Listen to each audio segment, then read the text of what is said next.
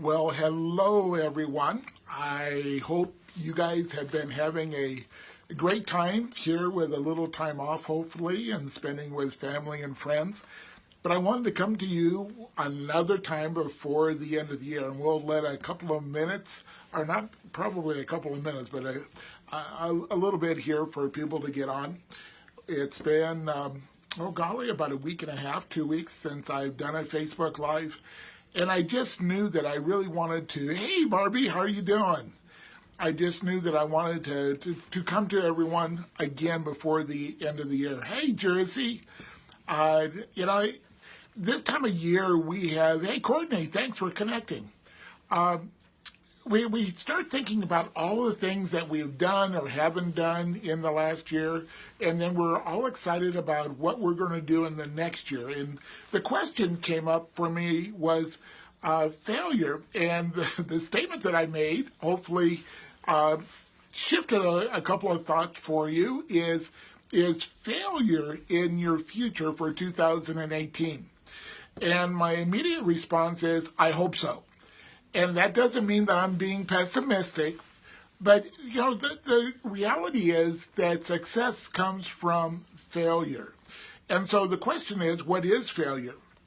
And really, in my mind, it's an outcome that just isn't what you had set out to accomplish. It's just something different.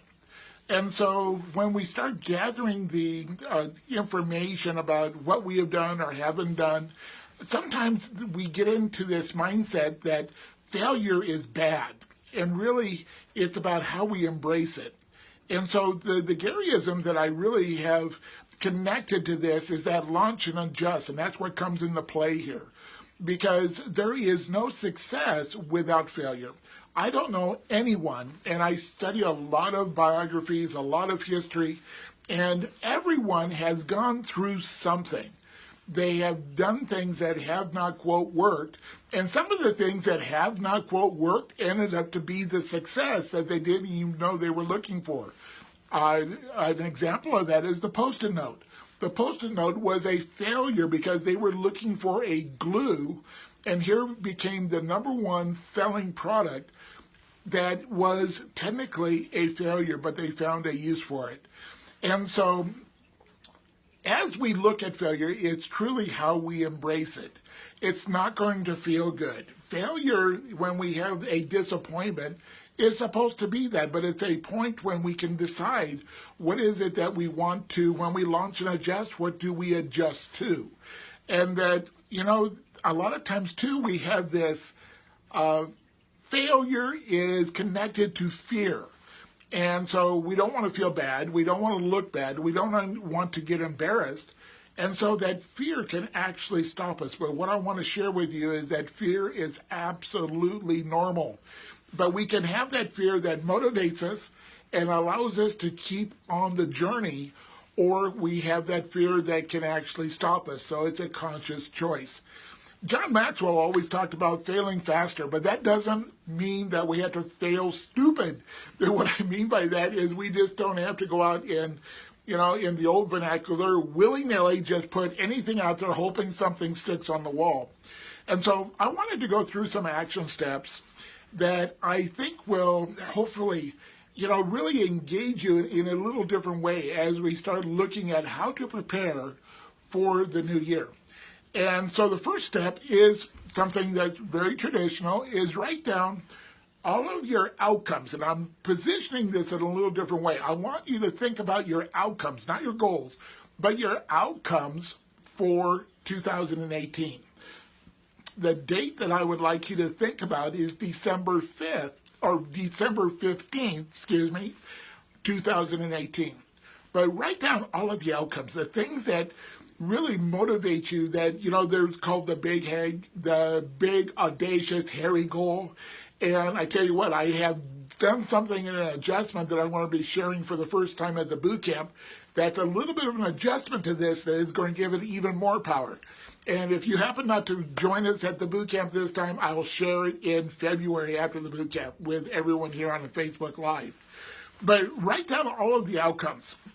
And then what I want you to do is to get in a quiet space and to think about and put yourself as if it's December 15th, 2018. So I want you to go a year from now, and I want you to envision that so that you can make that big, audacious, hairy goal so real you can see it, taste it, and feel it. I want you to embrace it. I want you to really see yourself with the reality of what you're setting out to do. So this is not a hope for process. This is a reality. This is something that we're going to do.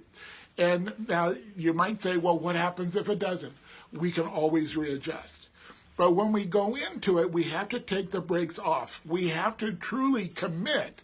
Commitment is something that we have a tendency to sometimes only put halfway in because we want to protect ourselves a little bit. But when we totally commit, now we're available to whatever that reality is. Again, it could be that mistake that is a success. But I want you to really embrace it and live in that moment so that you're being pulled towards it. That's what I did with the diagnosis of MS. I went into my future. It was much farther in my future than just 1 year. But I have been pulled towards that success of being able to see my kids grow up. And all of the things and things weren't perfect. And I still deal with certain situations with the diagnosis of multiple sclerosis. But I have not allowed it to stop me. I've had it and allowed it to motivate me. And so by envisioning it, then you can do that and go to that place, that really safe place, anytime you would like. And then I would like to ask you to think about how you're going to celebrate. What are the things that you're going to do to acknowledge what you have accomplished, what the results have been for you over that course of that year, for that dedication, for that commitment? And here's something that, I know we're coming into a holiday weekend, and I'm not wanting you to work over the weekend, get some of these things in place. But what I would like you to do is plan out January 2nd. I would like you to take your calendars and line out what you're going to do, when you're going to do it on that day. So when Tuesday morning, I guess, January 2nd comes, you don't have to sit at your desk, open your calendar and go, what am I going to do to go to my ultimate vision that I have created for myself? You already have it there. By doing that, you're going to be able to relax over the weekend and really engage and be excited for all of the new things that are coming your way. And the thought that I'd like to leave you with is this is like the legend of the Phoenix, where success rises out of the ashes of failure. So failure is not final, and it's only final if we accept it to be that. So guys, it's been fun being with you over the course of the year doing these Facebook Lives. I'd like to put out just a shameless promotion that, I hope that some of you are able to participate and be with us on January 26, 27, and 28 here in Denver, Colorado for my 33rd Breakthrough Business Mastery Bootcamp. We already have overflowed into a new realm. We have more attendees already committed to the bootcamp than ever before, and we've got some new things happening, so we're all excited about that. I put the link to get more information at the bottom. I've left the early bird special on purpose because I just don't want the finances to get in the way of anyone that would like to attend to be able to. So guys, again, thank you so much. You've been inspirational for me over this year in watching the successes and the things that you have shared with me.